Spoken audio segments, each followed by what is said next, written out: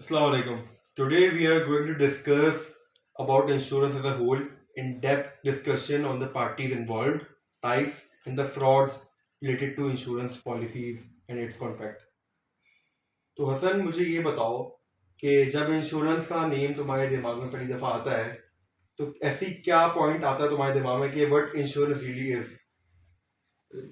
Insurance का नाम जब भी हम लोग सुनते हैं तो इंश्योरेंस के अंदर हमारे पास सबसे पहले ना दिमाग में एक जो है ना एक सिक्योरिटी और एक सेफ्टी का यार एलिमेंट ना हमारे पास सबसे ज्यादा दिमाग में आता है कि यार जाहिर सी बात है कोई भी बंदा यहाँ पाकिस्तान में स्पेशली वैसे तो ऑल ग्लोबली ये देखी जाती है इंश्योरेंस के बारे में पढ़ा जाता है इंश्योरेंस के बारे में इम्प्लीमेंटेशन की जाती है लेकिन पाकिस्तान में जाहिर सी बात है हमें पाकिस्तान के हालात का पता है सबसे ज्यादा कराची के हालात का पता है कि यहाँ पे सेफ्टी बिल्कुल भी नहीं है जाहिर सी बात है कोई भी एसेट वगैरह खरीदता है इंसान वो चाहता है कि उसकी सेफ्टी हो पीस ऑफ माइंड हो तो मेरे हिसाब से तो जब भी इंश्योरेंस का मेरे दिमाग में माइंड में आता है ये चीज का तो ये होता है कि एक सेफ्टी हो एक सिक्योरिटी हो अच्छा इसके अलावा मेरा तुमसे जो है वो एक मानना ये कि इसके इंश्योरेंस के अंदर कुछ पार्टीज इन्वॉल्व होती हैं तो क्या तुम मुझे ये बता सकते हो कि इसके अंदर कौन सी पार्टीज इन्वॉल्व होती हैं इंश्योरेंस के अंदर। इसके अंदर ये होता है कि जब भी एक इंश्योरेंस कॉन्ट्रैक्ट होता है ना आपका उसके अंदर बेसिकली मेन तो दो पार्टीज इन्वॉल्व होती हैं। एक तो आपका होता है इंश्योरर और एक होता है आपका इंश्योर्ड। इंश्योर्ड आपका वो पर्सन होता है जिसको पॉलिसी चाहिए होती है, जो अपने आप को रिस्क से बचाना चाह रहा होता है और पॉलिसी उसको चाहिए होती है। अब बात है इंश्योरर की। इंश्योरर ऐसा पर्सन, इंश्योरेंस बेसिकली आप ये कर लो कॉर्पोरेशन एक कंपनी है जो कि वो रिस्क मिटिगेट कर रही है उस बंदे का और उसको प्रीमियम ऑफर कर रही है ताकि प्रीमियम बंदा देगा और ताकि उसको वो ऑफर करे उसको रिस्क से बचाए वो। तो ये बेसिकली इंश्योर। इस तरह बहुत सारी कंपनीज हमारी जुबली हो गई और आपकी स्टेट लाइफ हो गई, इस तरह बहुत सारी कंपनीज है।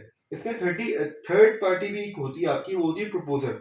प्रपोजर आपका ये होता है जो एक इंश्योरेंस पॉलिसी वाला बंदा आपके पास स्टार्ट में जिसको हम सेल्स वाला बंदा कहते हैं, वो प्रपोजर है। वो आपको बताता है कि यार ये इंश्योरेंस पॉलिसी बेहतर है, ये हेल्थ वाली आ गई, ये गाड़ियों के लिए बेहतर है।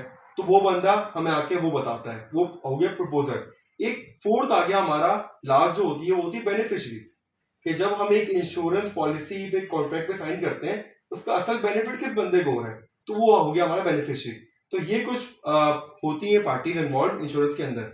मुझे ये बताओ कि इंश्योरेंस की क्या क्या टाइप्स होती हैं। अच्छा यार इंश्योरेंस की जो है ना टाइप्स अगर देखी जाए तो सब टाइप्स वगैरह सब काफी सारी चीजें खुल जाएंगी लेकिन अगर हम लोग मेन इंश्योरेंस की टाइप के ऊपर बात करें ना तो हमारी जो मेन होती है जो हमारे फाइनेंशियल एक्सपर्ट्स हमें रेकमेंड करते हैं वो ये होती है एक होती है लाइफ इंश्योरेंस होती है एक आपकी हेल्थ इंश्योरेंस होती है एक ऑटो इंश्योरेंस होती है और एक होती है लॉन्ग टर्म डिसेबिलिटी इंश्योरेंस।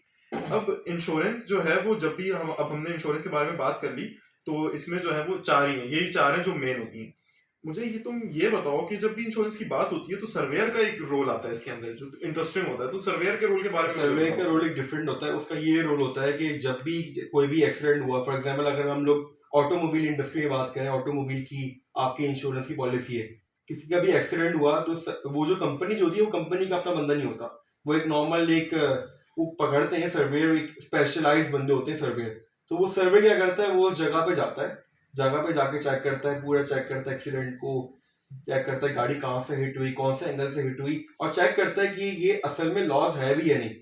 वो बेसिकली ये डिटरमाइन करता है कि क्या कंपनी को ये इंश्योरेंस की अमाउंट पे करनी चाहिए या नहीं, क्योंकि अगर कुछ कुछ लोग फ्रॉड भी कर सकते हैं सीन पे। तो सर्वेयर पे बेसिकली सारा गेम डिपेंड करती है। फिर वो आगे आके आपकी कंपनी को बताता है कि ये ऐसा हुआ है एंड ये सारे लॉस हुए हैं और ये आपका जो है एक्सपेंस होगा जो बाद में यूज होगा।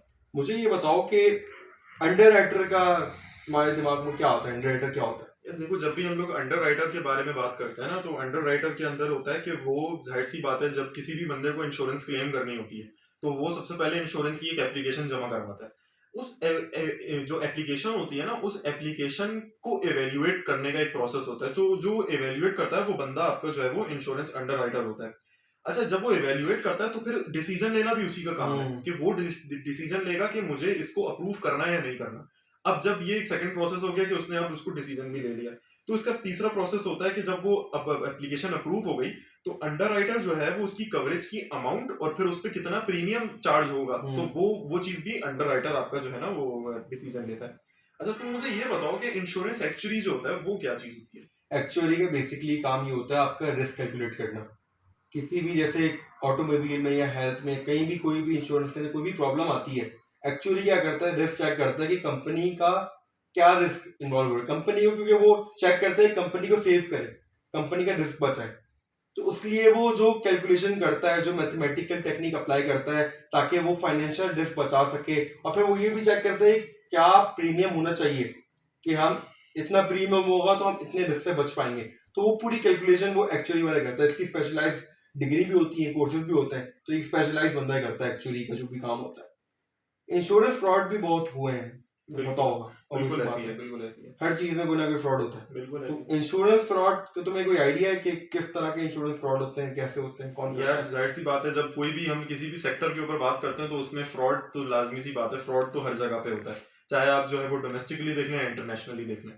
तो हम सबसे पहले जो फ्रॉड होता है वो होता है फॉल्स और इन्फ्लेटेड थेफ्ट रिपेयर क्लेम। इसमें ये होता है कि जो है वो इंसान ने कुछ भी क्या किया कि उसने कोई भी गाड़ी का कोई भी ऐसा रिपेयर निकाल के दे दिया अपनी गाड़ी का कि यार मुझे इसमें क्लेम करना है। वो गाड़ी में कोई मसला नहीं था लेकिन उसने जानबूझ के कोई ऐसी चीज उसके अंदर करी तो वो उसमें हो गए। एक होता है स्टेज्ड एक्सीडेंट। स्टेज्ड एक्सीडेंट के अंदर क्या होता है कि एक्सीडेंट कोई हुआ नहीं, अब जाहिर उस बंदे को इंश्योरेंस क्लेम करनी थी, तो वो क्या करेगा कि एक स्टेज्ड एक्सीडेंट, जैसे मैं एक फर्स्ट पार्टी हूँ, तुम सेकंड पार्टी हो, मैं तुम्हारे साथ एक जो है वो सेटिंग करूंगा कि यार हम दोनों गाड़ी चलाएंगे, तुमने मुझे इस तरह से आके ठोकना है और ये करना है, तो एक स्टेज्ड एक्सीडेंट होता है, इसका भी एक फ्रॉड होता है। अच्छा, एक होता है इंटेंशनल डैमेज क्लेम। इंटेंशनल क्या है? फॉर एग्जाम्पल मेरा ये मोबाइल फोन है, मैं इसमें इंटेंशनली इसके अंदर कोई ना कोई मसला करूंगा, इसको फेंकूंगा, इसको तोड़ूंगा, कुछ भी हो सकता है, वो सही है, तो वो भी होता है, इस तरह का भी फ्रॉड हम देखते हैं। एक होता है फॉल्सिफाइंग द डेट और circumstance of an accident to get coverage. इसके अंदर होता है कि एक्सीडेंट तो हुआ, ये तो एक जेन्युइन सी चीज थी कि एक्सीडेंट तो हुआ, लेकिन एक्सीडेंट के अंदर कोई हमें पर्सनल इंजरी नहीं हुई, कोई इंजरी हुई नहीं, तो फिर किस तरह की इंश्योरेंस क्लेम होगी? मोटर की होगी तो वो तो एक अलग चीज है, लेकिन इंसान को अगर हम अपनी हेल्थ इंश्योरेंस क्लेम करनी, तो जब कोई पर्सनल इंजरी नहीं हुई तो फिर किस तरह से कोई भी क्लेम हो सकता है? तो एक इस तरह का भी होता है कि सर्कमस्टेंस को वो जो है वो कर देते हैं, उसके अंदर जो है वो रिंग कर देते हैं, तो इस वजह से होता है। अच्छा हसन, तुमने वो फ्रॉड की केस स्टडी पढ़ी है जिसमें एक बंदा होता है जो कि 3 इंश्योरेंस कंपनी से फ्रॉड करता है, और फिर वो ये करता है कि टोटल जो अमाउंट जो फ्रॉड करके वो करता है वो 24,000 पाउंड होता है, और फिर वो बेसिकली मेडिकल इंश्योरेंस होती है। तो तुम have you heard of it? यार ये जो केस स्टडी है ना, ये बड़ी इंटरेस्टिंग केस स्टडी थी, ये मैंने ना इसके बारे में कल ही पढ़ा है। तो इसके अंदर जो है ना था कि सबसे पहले जो फ्रॉड था ना, इसमें आइडेंटिफाई किस तरह किया, तो इसके अंदर हुआ ये कि जो एक इंश्योरर था ना, उसके उसके पास 4 पॉलिसीज के जो है ना क्लेम है, 4 पॉलिसीज के क्लेम है जो कि थे सिंपल पैटर्न। अब जब उसको सिंपल पैटर्न ही लगा ना, तो उसको यार लगा कि यार, और वो मजे की बात मैं आपको ये बताऊं कि वो जो 4 के 4 पॉलिसीज थी वो एक ही चार की चार एक ही जगह पे वो हुई थी, यानी कि वो जो जगह थी वो यॉर्कशायर एरिया था इंग्लैंड का। तो जब ये हुआ तो इससे जो है ना इंश्योरर को सस्पेक्ट हुआ कि यार इसके अंदर कोई फ्रॉड का जो है ना वो एलिमेंट हो सकता है, और इसके अंदर उसको लग रहा था कि एक ही बंदा है। तो जब उसने इसके बारे में जाहिर सी बात है रिसर्च की, तो उन्होंने जो है वो जाके जो पुलिस जो थी उनकी एक सर्च वारंट लिया उसकी प्रॉपर्टी का। जब सर्च वारंट लेने के बाद जब उन्होंने जब उसकी प्रॉपर्टी को छाना अच्छी तरह से, तो उनको क्या मिला कि उनके जो पुलिस ऑफिसर्स थे ना, उनको पीसेस ऑफ एविडेंस मिले उसके घर से, जिसके अंदर ये था कि उस बंदे ने 134 फ्रॉडुलेंट क्लेम्स ऐसे किए हुए थे, जिसके अंदर उसने 9 डिफरेंट नेम्स लिखे हुए थे, और जो कि जिसकी ड्यूरेशन पता क्या थी, उसकी ड्यूरेशन थी 2018 से लेके 2019 तक, इतनी ज्यादा इसने जो है वो क्लेम की हुई थी। तो ये चीज थी इसके अंदर। इसके बारे में तुम एक इन्वेस्टिगेशन के बारे में बता रहे थे, वो मुझे एक और सीन ये था कि जब वो क्लेम आए थे ना, तो उसमें ये सीन था कि जो इंश्योरेंस कंपनी थी उसने क्या किया कि 54 क्लेम्स उन्होंने देखे कि वो ना लिंक हो रहे हैं पुलिस की जो इन्वेस्टिगेशन है उसके साथ। उसके बाद जब उन लोगों ने जब मेडिकल प्रोफेशनल से कांटेक्ट किया और सारा कांटेक्ट किया, जितनी भी जो उसकी पॉलिसी कॉन्ट्रैक्ट सब चेक किया प्रॉपर, उनको ये पता चला कि जो पॉलिसी पूरी थी ना वो प्रॉपर फेक थी, पूरी फेक थी, वो असली में रियलिटी थी नहीं, और उसने उसको फेक को कंसीडर करके उसने फिर वो पैसे निकालने की कोशिश की थी। बाकी उसका ये सीन है कि अब वो सिटी ऑफ लंदन पुलिस की अभी भी वो केस चल रहा है जिसमें वो बंदा जो है उसने मान लिया है। उसके बारे में मैंने पढ़ा था कि उसके अंदर जब उसको बंदे को पकड़ा और उससे जब सवाल किया कि भाई तुमने क्या ऐसा मसला आ गया था कि तुमने ये किया, उसका वो हर जो एक नॉर्मल उसने एग्री कर लिया, तो उसने गिल्टी जो है वो प्लीड की, और उसके बाद उसने ये बोला कि यार मैं पैसे मेरे पास बहुत शॉर्ट हो गए थे, ये बहुत ही जेनेरिक सा बहुत सी स्टेटमेंट है। उसने बोला यार मेरे पास पैसे जो है वो शॉर्ट हो गए थे। उसने बोला कि मैंने इसीलिए फिर मैंने जो है वो 4 पॉलिसीज ली, लेकिन डिफरेंट नेम्स के साथ की, और मेरा पर्पस था कि मैं फ्रॉड करूंगा उसका मतलब। उसने स्ट्रेटली नहीं बोला, लेकिन जाहिर है हमें तो यही पता था ये फ्रॉड का ही पर्पस था। उसने बताया कि उसने करा गया बड़ा इंटरेस्टिंग है। उसने जो है वो एक होम कंप्यूटर यूज किया था, और एक अपने लोकल लाइब्रेरी होती है ना जगह की, उसकी वो लोकल लाइब्रेरी का उसने कंप्यूटर यूज किया। ग्रैंड मदर का भी कुछ करता है। हाँ, ग्रैंड मदर का भी इसके अंदर है, वो आगे जाके आएगा, मैं बताता हूँ। उसने क्या किया कि उसने वो रसीदें बनाई, उन कंप्यूटर से रसीदें निकाली, और उन मेडिकल प्रोफेशनल के फेक लोगोज निकाल लिए इंटरनेट से। आजकल गूगल पे आपको पता है हर चीज जो है वो अवेलेबल है, तो वो उसने ये किया।